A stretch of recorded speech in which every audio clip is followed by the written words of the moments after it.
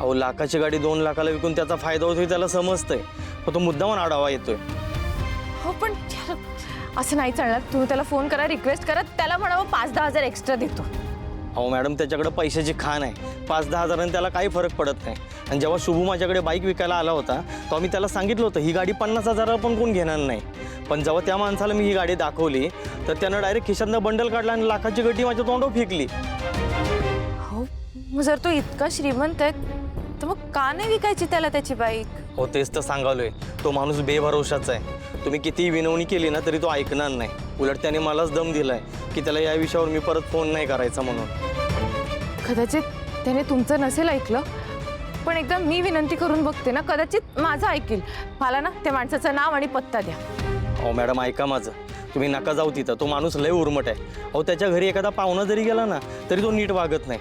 आणि तुमच्या समाजात इज्जत आहे, तुमचं घराणं पण मोठं आहे. तुम्ही तिथं गेला आणि तो तुम्हाला उलटं सुलटं काही बोलला तर मलाच बरं वाटणार नाही.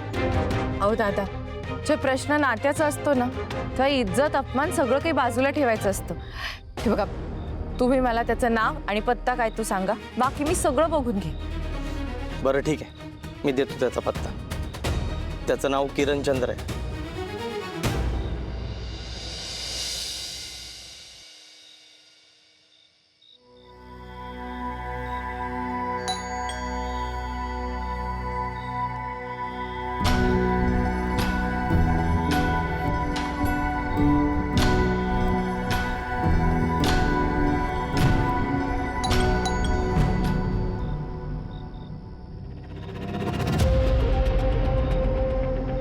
काय आहे?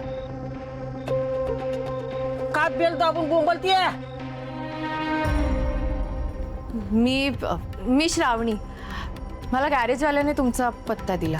मग पत्ता दिला म्हणून का तुझी आरती वाळू? ही जी बाईक आहे ना इथे, ती खरं तर माझ्या मित्राची आहे. त्याला ती अजिबात विकायची नव्हती, पण एक अडचण आली म्हणून त्याला विकावी लागली. त्याला खूप प्रिय आहे ती बाईक. प्रियेचं का मी नाचू हो? नाही, नाचू नका. मला ती बाईक परत हवी आहे. तुम्ही ज्या किमतीला ती घेतलीत ना त्यापेक्षा जास्त पैसे द्यायला मी तयार आहे. मी एकदा घेतलेली वस्तू ती परत करत नाही. चल जा निघू. चल चल चल चल निघ इथून. ओ दादा, हे बघा, असं करू नका. मी म्हणाले ना तुम्हाला, मी जास्तीचे पैसे द्यायला तयार आहे, पण प्लीज प्लीज ती बाईक मला द्या. ए, तुला काय मराठी कळत नाही? हा, ती बाईक आता माझी आहे.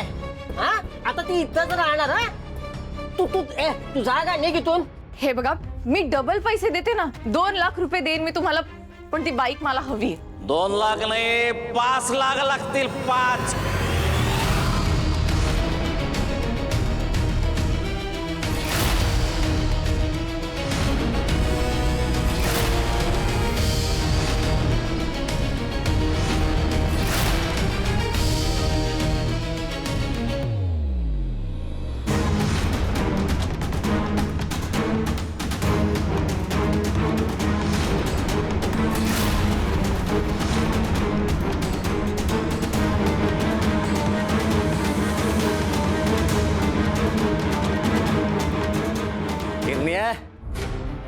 तू जेवण सोडून आला वय?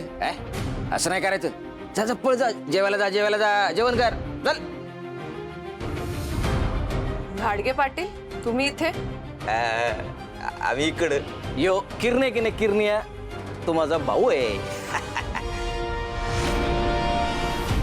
2 लाखात काय होते तवा?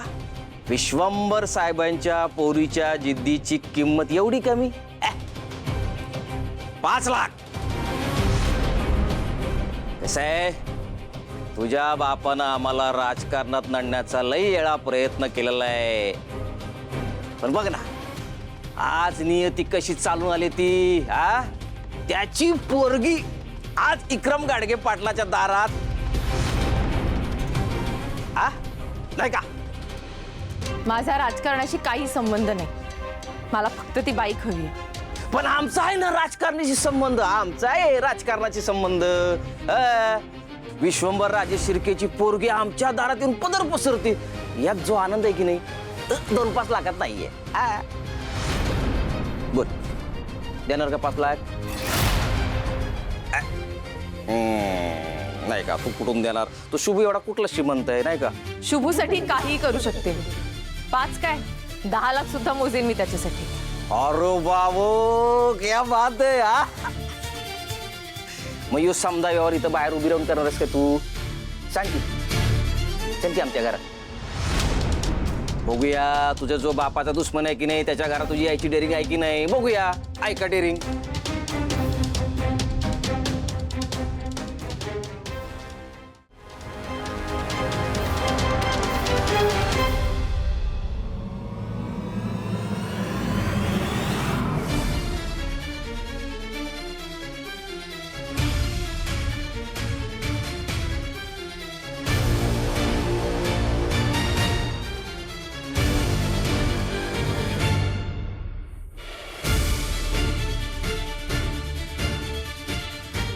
अरे बाबो पोरगी डेअरिंग बजायकी हा. चांगलंय. या वेलकम बरं का.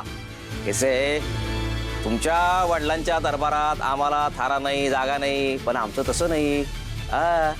बसा. मी बसायला नाही आले. अरे बाबो ठीक आहे नका बस. बर आता मला सांगा काय करायचं कसं करायचं हा? ती बाईक शुभूची आहे, मला परत हवी आहे. शुभू हा म्हणजे माझ्या फायली उकरू काढलेला तो पिये शुभू नाही का? आता तर देतच ना आजोबा. द्यावीच लागेल. यावी लागेल. नाही दिली तर काय करणार? हे बघा ती बाईक माझ्यासाठी खूप महत्वाची आहे. असं का? मग तू त्या बाईक साठी काही बी करू शकतेस. काहीही करू शकते. बघा विचार करून बोल पोरी. हा काही बी करू शकतेस का तू?